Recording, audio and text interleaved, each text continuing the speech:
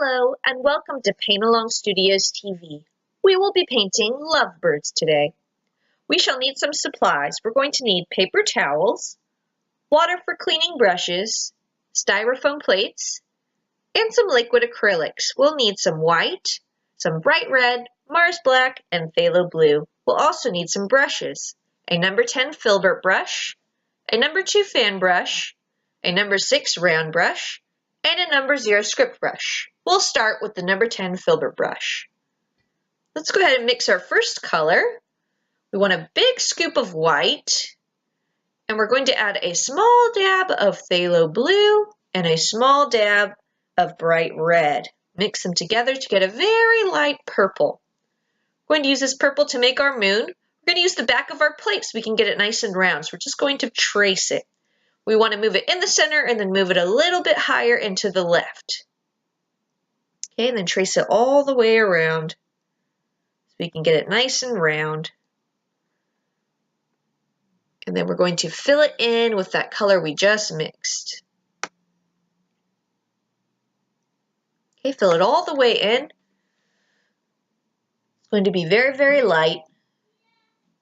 We're going to be adding some moon craters later to it, but for now it will be a very, very light color. All right, we're going to mix the next few colors. We're going to get a scoop of white, a big dab of phthalo blue, and a big dab of bright red. We want to get a medium purple. You decide if it's a little more on the red side or a little more on the blue side. I like it right in the middle, but you want it to be a medium shade. Okay, then we'll get a big scoop of white and make a very light shade. Then we want to get a dark shade by adding a big scoop of phthalo blue slightly over to the side, big scoop of bright red, and get a very dark shade. So we want 3 different shades, light, medium, and dark. Again, purple preference. Clean your brush. You want to start with your lightest purple. I'm going to grab it, and I'm going to start working my way around the moon, doing a nice thick outline. We want to create some ringlets of light. Okay, some big circles of light around the moon, starting with the lightest, moving on to the medium and the dark. So I'm thickening it a little bit because I want to divide the sky kind of in 3 different sections of color, light, medium, and dark. So next I'll be grabbing the medium color. I'm going to make a nice thick section all the way around.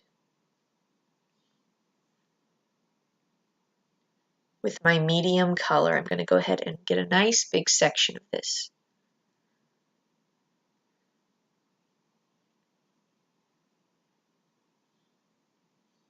So right now these 2 colors are very separate, so we want to connect them a little bit better with a really cool texture. So we're going to dry our brush. We're going to use a dry brush technique, and we're going to dab the 2 sections together. I'm poking the canvas very rapidly and letting it touch both the medium color and the light color. So some of it's getting pulled up into the medium color, some of it's getting pulled down into the light color, and it will start merging a little bit together. They're still a little bit separate. Okay, I'm even adding back some light color. If I have too much of the medium, sometimes it overtakes it and covers up too much of the light. You can go back and forth between each color. Okay, so you still want to keep them a little bit separate, but right where they touch, you want to get this really cool dabbing texture. I just touched a little bit of the moon there. That's okay, we can fix it later. Go ahead and grab some of the dark color, and we want to do the same thing. We want to fill up the rest of the background with this nice dark color. Notice how I'm holding the brush close to the bristles, kind of where the black part of the brush, the black metal part of the brush starts. This gives you the most control with the brush. And again, I want to merge those 2 sections together, the medium and the dark now. So I'm letting some of the dark come into the medium shade. I'm a little more careful with this color. Notice how I'm not coming quite as into the medium color as I did with the dark. That's because the dark color is very strong. So I'm actually going to go back and add some of the medium color again. Okay, so I'm going to grab some of the medium color again, and I'm going to drag more of the medium color into the dark area, especially because the dark area is a lot bigger than the medium area. So I'm trying to pull it into there. I'm letting it mix. Both colors are wet right now, so they will mix a little bit as I do this. Play with different amounts of paint. If you really want the texture to be very strong and separate, have a lot of paint in your brush. If you want it to be more muted and soft, have just a little bit of paint and mostly use the brush as a tool rather than applying more paint to it. Just use the wet paint that's already on the canvas. But it's almost like we're creating this nice big burst of light. Okay, and again, you can go back and forth between the colors as you need to. But again, I'm not using too much paint. I'm mostly trying to use the wet paint that's already on the canvas. So if I refill, I just refill a little bit. All right, I want to clean my brush. I'm going to pound it up and down in the water. It's a stiff bristle brush, doesn't let go of the paint easy. And squeeze all the water out. We're already using the perfect amount of liquid with our liquid acrylics. All right, we want to get a very dark color now. So we're just going to get a scoop of phthalo blue and a scoop of bright red. And also a scoop of Mars black. It's going to be very, very dark. No white this time. Okay, again, we're going to dry brush, squeeze that paint out of there. Start in all of the corners and just dab a little bit of paint in there. Make sure you have a very dry brush, but if nothing happens, if you put your brush down and you're dabbing and nothing happens, refill it just a little bit. The paint should still be a little bit wet, so it'll mix slightly with it. We want to have very kind of dark corners. And see how I'm traveling a little bit along the edge? If there's lots of dark down there, I can travel a little bit along the edge. But I'm trying to keep mostly to the corners. Okay, pound your brush up and down, leave it there. We're going to switch brushes. We're going to grab our fan brush next. We're going to be using all these different purples, mostly the light and medium purple though, to add the moon craters. So I'm going to grab some of this light color first. I'm going to dab some little bits of the purple on there, and then I'm going to smear it with a paper towel. So it becomes kind of these dark little shapes in the moon. But they look very fuzzy. The texture looks fuzzy because I'm smearing it with the paper towel. Okay, and then I'm going to get some of the medium color. I didn't really have any, so I just kind of mixed a little bit of the dark with some of the light.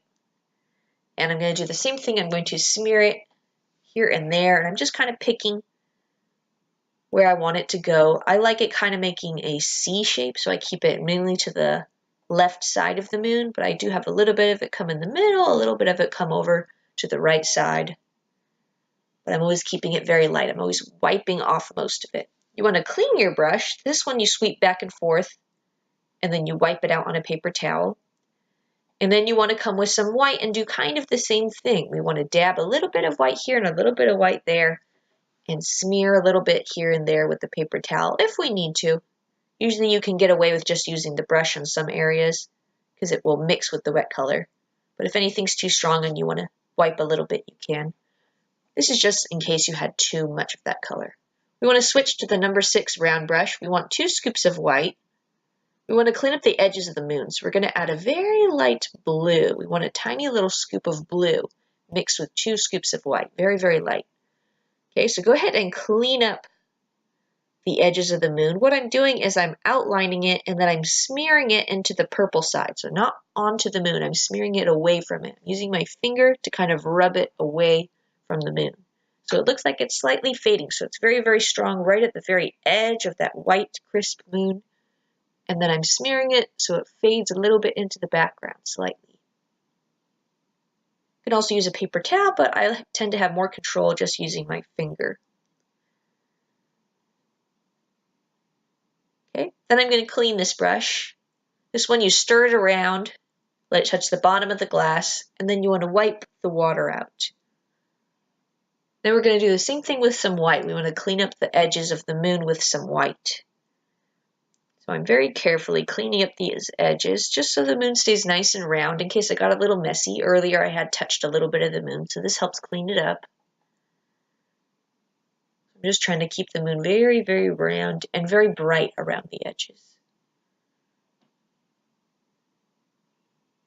Okay, I wiped off my brush. I'm going to grab some black. You don't have to clean your brush, you just have to wipe some of it out. Black is a very strong color. We're going to add some branches now. I want to have one branch come very low, touch kind of the bottom of the moon, one branch a little bit higher, touching a little bit higher part of the moon. Notice how I'm starting on all the branches are starting along the left side or at the bottom of the canvas, and they're all tilting up slightly at slightly different angles. Some tilt up a little more, some tilt to the side a little bit more. I want about 5 of them, 5 main branches. Then I want to switch to a smaller brush and add a whole bunch of smaller, thinner branches. So first thing I'm going to do is I'm just going to make all the branches longer. I'm kind of tilting this one a little bit more down, a little bit to the side rather than up, so I can put 2 birds on it.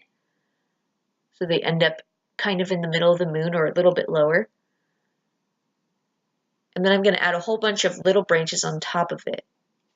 The way you get the branches to go smoothly is you actually trace part of the branch first. So I'm actually tracing the branch and then pulling slightly away from it to make a little tiny branch come out of it. See that? I pulled away from the main branch. I started on it, I traced it, and then I pulled away. Also, if you want tapered edges, if you want very thin lines that get a little bit pointy on the ends, pull your brush away from the canvas. So make your little line and then whoop, flick your brush away from the canvas. And you can get a little bit of a tapered line. I'm kind of smoothing the edges of my branches right where they connect to the main branch, the thicker part of the branch.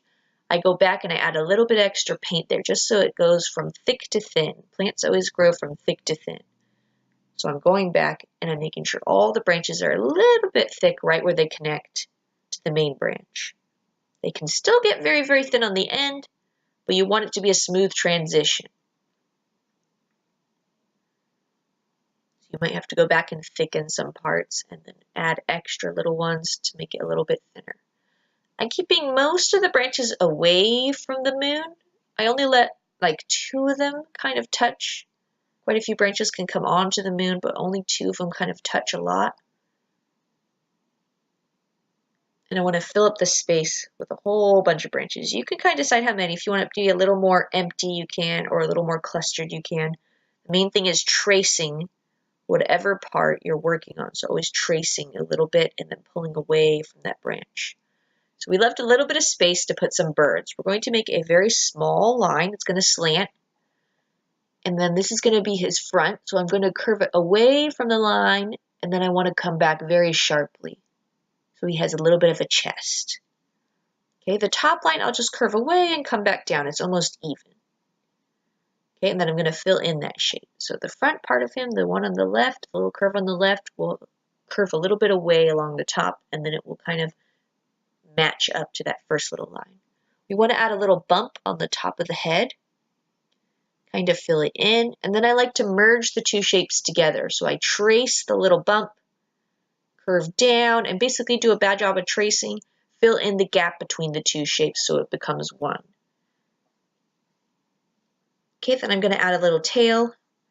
I'm having it come out of the point of the body, so remember the bird was slanted, but you can have it come down just a little bit more. It doesn't have to slant as much as the body was. And I like it to be a swallow-tailed bird, so meaning it has 2 parts of its tail come apart.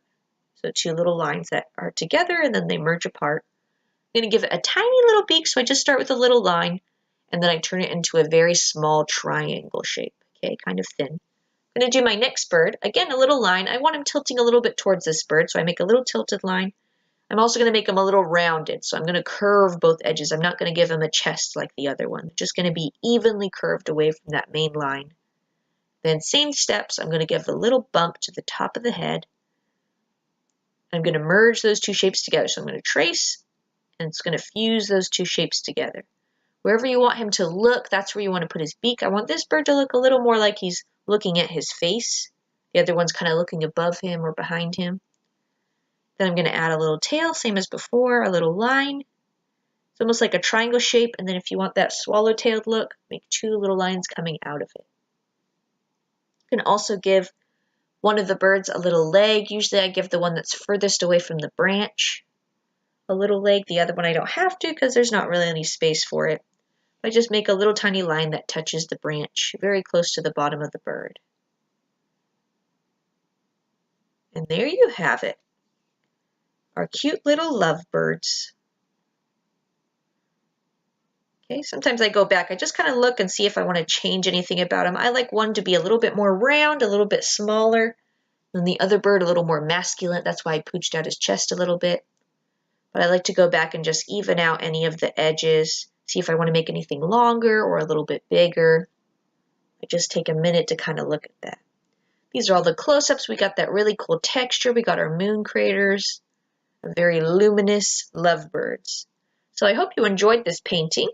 I hope you see you again for another painting with Paint Along Studios TV.